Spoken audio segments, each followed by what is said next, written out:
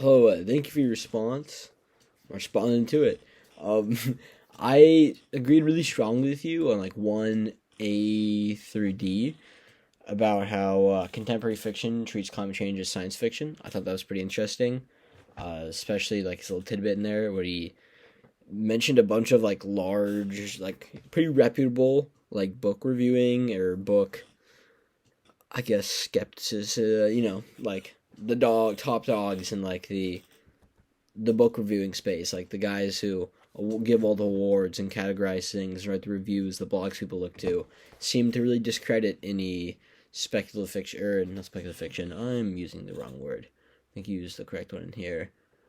Um, Bummer. I can't find it. Yeah, contemporary fiction. How they use any climate that shows like contemporary fiction as science fiction. Like, oh, this is unrealistic. This is science fiction. This is something that's non-plausible and all the stuff. When in reality, it's super likely and plausible. In fact, we know like eminent unless major things change. So I found those points that he made were really good. When I made my first video and even my journal entry, I didn't fully understand the point. I thought that he was arguing against it on the flip side. Kind of feel a little bit of a dunce about that, but hey, I got it eventually. But then on number 2 and 3, I had a slightly different takeaway from the reading. Um, Probably not a more accurate one, but still different nonetheless. I kind of interpreted his incorporation of Maraku, definitely butchered that.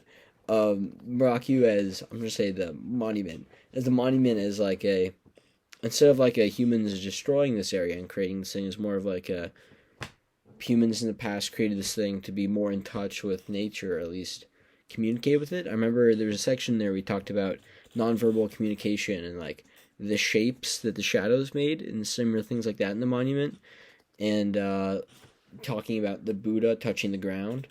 And then someone else talked about the Buddha touching the ground, what that symbolized, and it seemed to me, my interpretation of the monument would be that it's about humans not like coexisting, but being a part of nature and communicating with it and understanding it, not necessarily humans destroying it.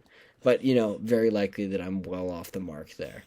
But on number 4, I really strongly agree with you. I think science fiction, speculative fiction, explore climate change environment is great. When I was a kid, that was what introduced me to climate change and some other concepts. I'm into the book Dune. I remember reading that in like 7th or 8th grade or 6th grade. I was like aware of climate change at the time. I mean, I must have been, I'm not gonna do the math, but 20 something, with a 1 in there and then probably a 6. I don't know. I'm 19 now, so I can do the math, but I'd rather not. Like climate change was very real at that time. That's still when politicians were kind of like on the fence. Even Democratic politicians were like, "Oh, I don't know if this climate change mumbo jumbo is real and all that stuff." And they had like very different projections from where they are today. But people were still quite aware of it. Even I was as a child. But Dune was definitely a piece of strongly science fiction that helps me kind of understand like what the world would look like in 200 years if nothing changes, and also understand like other aspects beyond climate change, like colonialism to a degree, corporate greed, exploitation, those type of things. So I think that science fiction and speculative fiction are really good for demonstrating climate change and environmental choices. And that's what you said number 4, and I strong agreement there. Thank you for your response.